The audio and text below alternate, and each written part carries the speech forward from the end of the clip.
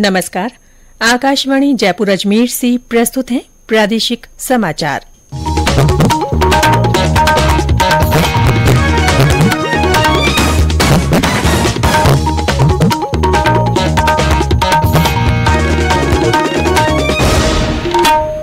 मुख्य समाचार।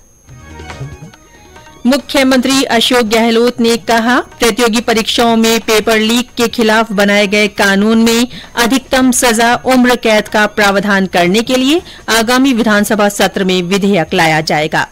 केंद्रीय विद्युत मंत्री आर.के. सिंह आज नई दिल्ली में अंतर्राष्ट्रीय हरित हाइड्रोजन सम्मेलन का उद्घाटन करेंगे। जल जीवन मिशन के तहत प्रदेश में कुल जल कनेक्शन का आंकड़ा 43 लाख के पार। और जोधपुर साबरमती वंदे भारत एक्सप्रेस का ट्रायल रन आज से।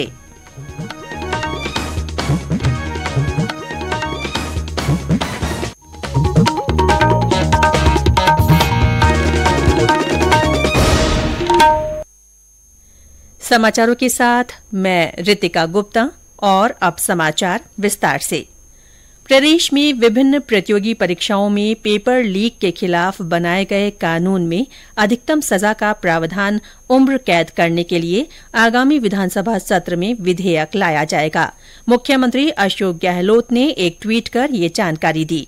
उन्होंने प्रतियोगी परीक्षाओं में अधिक पारदर्शिता लाने के उद्देश्य से मुख्य सचिव को निर्देशित किया है कि राजस्थान लोक सेवा आयोग, कार्मिक विभाग, राजस्थान माध्यमिक शिक्षा बोर्ड और अन्य हितधारकों के साथ चर्चा कर बेहतर प्रक्रिया तैयार करें। प्रधानमंत्री नरेंद्र मोदी के 8 जुलाई को बीकानेर में प्रस्तावित दौरे को लेकर भाजपा की ओर से तैयारियां की जा रही हैं।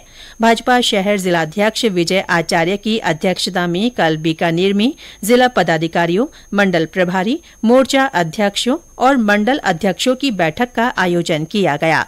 बैठक में प्रधानमंत्री के कार्यक्रम को लेकर सभी को जिम्मेदारियां सौंपी गई। संसदीय कार्य मंत्री प्रहलाद जोशी ने संसद के आगामी मानसून सत्र के मद्देनजर कल विभिन्न मंत्रालयों की तैयारियों की समीक्षा की। बैठक में वर्तमान परिदृश्य और लोक कल्याण से संबंधित कानून के अनुरूप संविधान पूर्व अधिनियमों को निरस्त करने और दोबारा अधिनियमित करने पर ध्यान केंद्रित किया गया। नई दिल्ली में बैठक की अध्यक्षता करते हुए श्री जोशी ने सत्र के दौरान पेश किए जाने वाले विधेयकों के लिए सभी प्रक्रियात्मक औपचारिकताओं को प्राथमिकता से पूरा करने पर जोर दिया। संसद का मानसून सत्र इस महीने की 20 तारीख से शुरू होकर 11 अगस्त तक चलेगा। केंद्रीय विद्युत मंत्री आर.के. सिंह आज नई दिल्ली में अंतर्राष्ट्रीय हरित हाइड्रोजन सम्मेलन का उद्घाटन करेंगे। 3 दिन के सम्मेलन में हरित हाइड्रोजन व्यवस्था तैयार करने और इसके माध्यम से कार्बन उत्सर्जन का वैश्विक लक्ष्य प्राप्त करने के बारे में चर्चा होगी।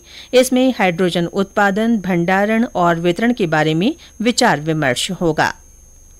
राष्ट्रीय मानवाधिकार आयोग एनएचआरसी ने राज्य सरकार और जोधपुर के मथुरा दास माथुर अस्पताल के अधीक्षक को मरीजों के पैर चूहों द्वारा कुतरने की खबरों के बाद नोटिस जारी किया है। मनोरोग विभाग के वार्ड सी में चूहों की संख्या काफी बढ़ गई है और वे 4 मरीजों को काट चुके हैं। एनएचआरसी ने मरीजों के स्वास्थ्य और चिकित्सा देखभाल के अधिकार के उल्लंघन पर चिंता व्यक्त करते हुए मामले का स्वतः संज्ञान लिया है। आयोग ने राज्य सरकार से इस समस्या के समाधान के लिए किए गए उपायों पर और अधीक्षक से ऐसी घटनाओं को रोकने में विफलता के संबंध में 4 सप्ताह में विस्तृत रिपोर्ट मांगी है। जल शक्ति मंत्रालय के अभियान कैच द रेन 2023 के तहत केंद्र सरकार द्वारा नियुक्त नोडल अधिकारी और कृषि और कल्याण मंत्रालय में संयुक्त सचिव प्रिय रंजन और केंद्रीय भूमि जल बोर्ड के तकनीकी अधिकारी अनाखा अजय ने कल जोधपुर जिले की कार्ययोजना और प्रगति की समीक्षा की। बैठक में जिले में तैयार किए गए वाटर कंजर्वेशन प्लान की अब तक की प्रगति से अवगत कराया गया। अधीक्षण अभियंता ने जिले में जल आपूर्ति व्यवस्था और जल जीवन मिशन के कार्यों के बारे में जानकारी दी। बैठक के बाद जल स्रोतों का निरीक्षण भी किया गया। लोकसभा अध्यक्ष ओम बिरला के नेतृत्व में संसदीय प्रतिनिधिमंडल कल मंगोलिया की 3 दिन की यात्रा पर रवाना होगा। मंगोलिया की संसद के अध्यक्ष ने इस प्रतिनिधिमंडल को आमंत्रित किया है। ये प्रतिनिधिमंडल 7 साल के बाद मंगोलिया जा रहा है। यात्रा के दौरान श्री बिरला का मंगोलिया संसद में पारंपरिक स्वागत किया जाएगा। प्रतिनिधिमंडल मंगोलिया में कल ही भारतीय समुदाय से भी मिलेगा। ये समाचार आकाशवाणी जयपुर अजमेर से प्रसारित किए जा रहे हैं। जल जीवन मिशन के तहत प्रदेश में कुल जल कनेक्शन का आंकड़ा 43,65,000 से पार हो गया है। राज्य ने 40.41% लक्ष्य पूरा कर लिया है। जन स्वास्थ्य अभियांत्रिकी मंत्री डॉ महेश जोशी ने कहा कि वित्तीय वर्ष 2023-2024 की पहली तिमाही में अभी तक 4,45,629 जल कनेक्शन किए जा चुके हैं। मिशन में अभी तक कुल 16,986 करोड़ रुपए व्यय कर खर्च के मामले में राजस्थान दूसरे स्थान पर है। चालू वित्त वर्ष में अभी तक कुल 2,471 करोड़ रुपए खर्च किए जा चुके हैं। राज्य सरकार ने जयपुर जिले की कोटखावदा पंचायत समिति के दहलाला गांव में पुलिस चौकी खोलने का निर्णय लिया है। मुख्यमंत्री अशोक गहलोत ने इस संबंध में प्रस्ताव को मंजूरी दे दी है। इसके संचालन के लिए 7 नए पद सृजित किए जाएंगे। सरकार के इस निर्णय से क्षेत्र में अपराधों पर प्रभावी नियंत्रण होगा।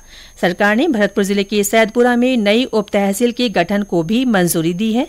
इस नव सृजित उप तहसील में 2 भू अभिलेख निरीक्षक वृत्त और 8 पटवार मंडल शामिल होंगे। प्रदेश में जल्दी ही साइबर सुरक्षा लैब स्थापित की जाएगी। राज्य सरकार ने लैब स्थापना और 18 करोड़ 40 लाख रुपए के उपकरणों की खरीद के प्रस्ताव को मंजूरी दे दी है। ये लैब जयपुर के राजस्थान पुलिस अकादमी में संचालित होगी।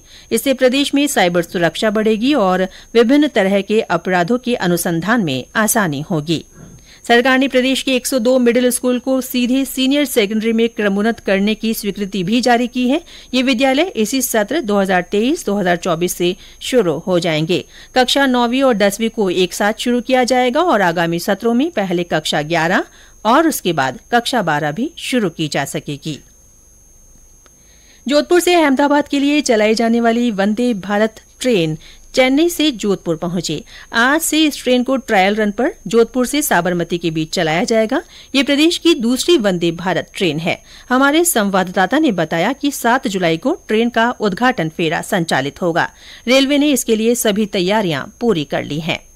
वंदे भारत के 8 कोच जोधपुर पहुंच गए हैं। इस रेल का ट्रायल रन पर आज जोधपुर से संचालन किया जाएगा। ये गाड़ी जोधपुर से 3:10 पर रवाना होकर पाली, फालना, आबू रोड, पालनपुर और मेहसाणा स्टेशनों पर ठहराव करते हुए रात 9:10 पर साबरमती पहुंचेगी।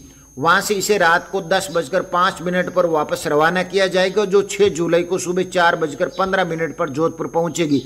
डीआरएम पंकज कुमार सिंह ने बताया कि वंदे भारत ट्रेन संचालन के लिए रेलवे ने अपनी पूरी तैयारियां कर ली है।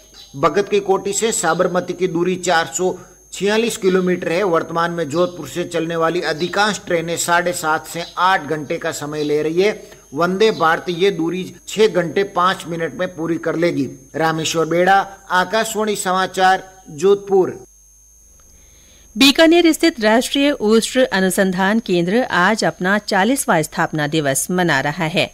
केंद्र के निदेशक डॉक्टर आर्त बंधु साहू ने बताया कि ये केंद्र ऊंट की विकास यात्रा और अनुसंधान विषयक जानकारी देता है।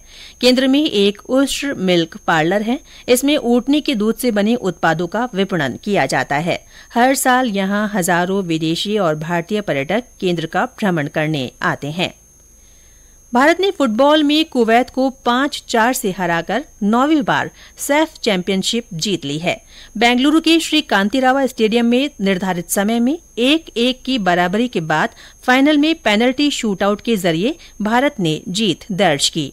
गोलकीपर गुरप्रीत सिंह एक बार फिर भारतीय टीम के लिए हीरो साबित हुए। उन्होंने कुवैत के कप्तान की अंतिम किक से गोल होने से बचाया।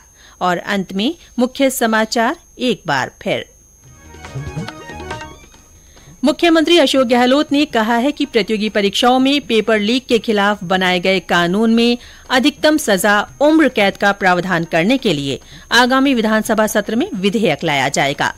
केंद्रीय विद्युत मंत्री आर.के. सिंह आज नई दिल्ली में अंतर्राष्ट्रीय हरित हाइड्रोजन सम्मेलन का उद्घाटन करेंगे। जल जीवन मिशन के तहत प्रदेश में कुल जल कनेक्शन का आंकड़ा 43 लाख के पार हो गया है। और जोधपुर साबरमती वंदे भारत एक्सप्रेस का ट्रायल रन आज से शुरू होगा। इसके साथ ही प्रादेशिक समाचार बुलेटिन समाप्त हुआ। नमस्कार।